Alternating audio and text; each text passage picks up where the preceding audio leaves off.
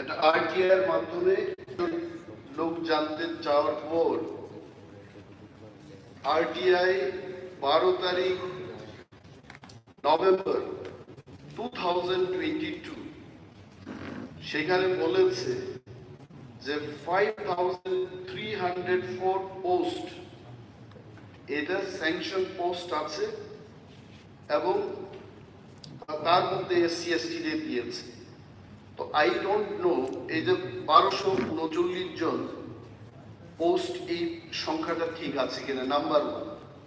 Number two, যে ST GT ছেলেমেয়েদের জন্য পরীক্ষা নেওয়া হয়েছিল 11 তারিখ সেপ্টেম্বর 2022, তার পরবর্তী সময় কোন ধরনের পরীক্ষা নেওয়া হয় না।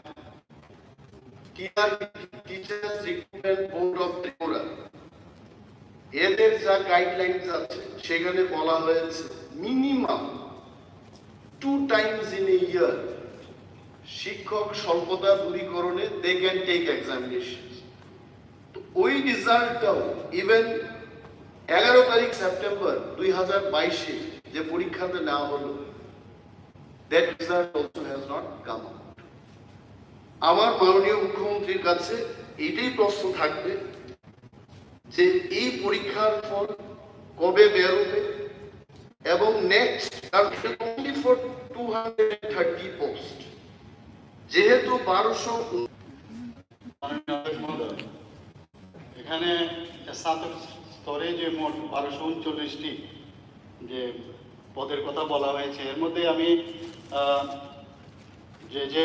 যাদের যেমন এসসিতে 142 জন, এর মধ্যে out of this 1239, ST 879, UR আছে 218। এখন কথা হচ্ছে যে টিচার্স রিক্রুটমেন্ট বোর্ড যে 230টি পদের জন্য selection test for graduate teacher যে গ্রহণ করেছে, এটা এই সংরক্ষণ যে বিষয় সেটা নিয়ে একটা আদালতে মামলা চলছে। আপনি বোধহয় নিশ্চয়ই জানেন, সেই আদালতের মামলার সুবাদে এই কারণেই এখন ডিলে আমাদের যে রেজাল্ট বেরোনোর একটু সমস্যা হচ্ছে।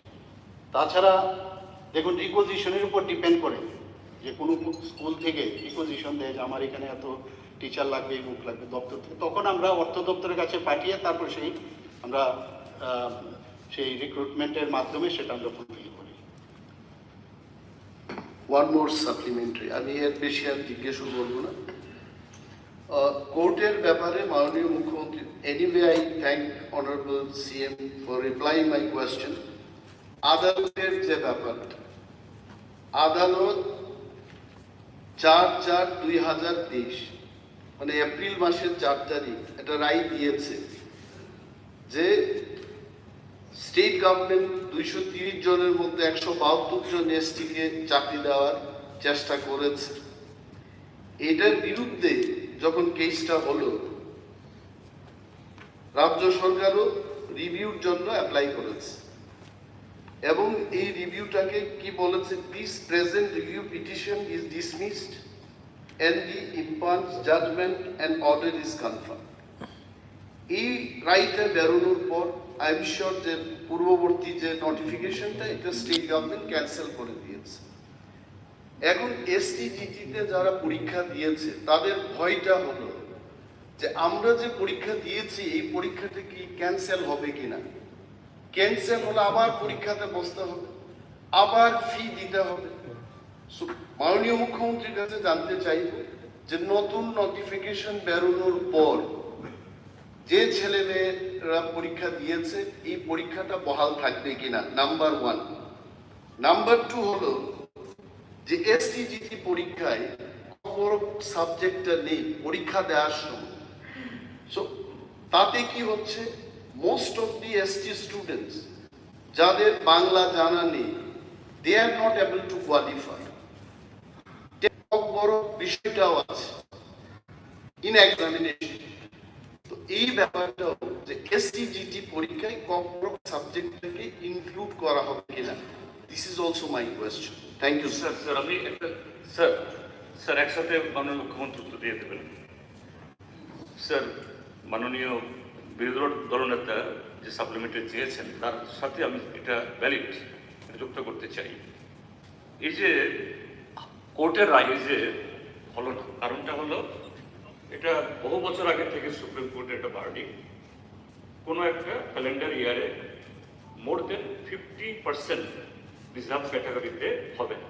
ঠিক আছে স্যার, এখন মাননীয় মুখ্যমন্ত্রীর উত্তরে যেটা পাওয়া গেল, দেয়ার আর ভ্যাকান্সিস এবং যেটার এফার্ট হলো রাইট টু ইনফরমেশনের এই সংখ্যাটা আরো বেশি। তাহলে এই যে কোর্ট যে কারণে ভ্যালিড রিজনেই কোর্ট যে এটাকে স্ট্রাক করলো, এটা হওয়ার কথা না।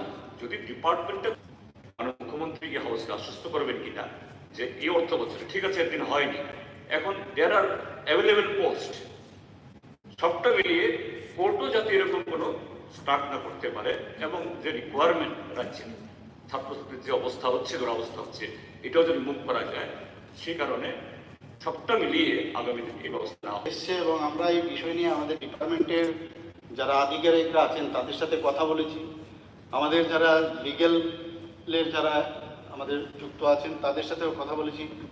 তো বিষয়টা আমাদের মানে অলরেডি আমরা এই বিষয় নিয়ে কি করা যায়, আগামী দিনে আমরা আপিলে যাব কি যাব না ইত্যাদি এই বিষয় নিয়ে আমরা কিন্তু খুব সিরিয়াস বিষয়টা।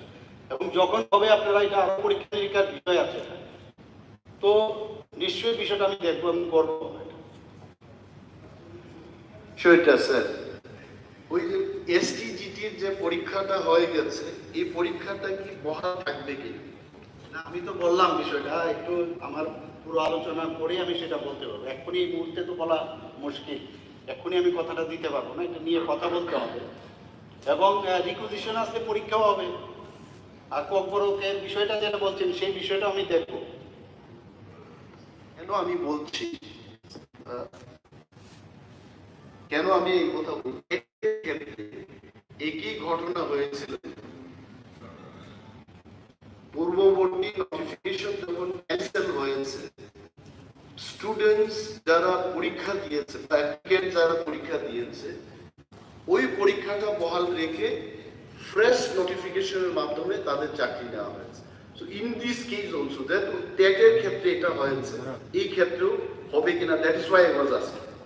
মাননীয় অধ্যক্ষ মহোদয়, এইমাত্র আমি যে নোটটা পেলাম সেটা দেখা গেছে, আমি যেটা বলছিলাম যে government has decided to prefer SLP before honourable supreme court. আমরা এটা এসএলপি করব এবং সেই সুপ্রিম কোর্ট থেকে ডিসিশনটা আসলে তবেই কিছু করা যাবে, এর আগে না। মাননীয় সদস্য শ্রী রামু দাস মহোদয়। মাননীয় স্পিকার মহোদয় স্যার, আমার এড্রেস টাস্ক কোশ্চেন নাম্বার 136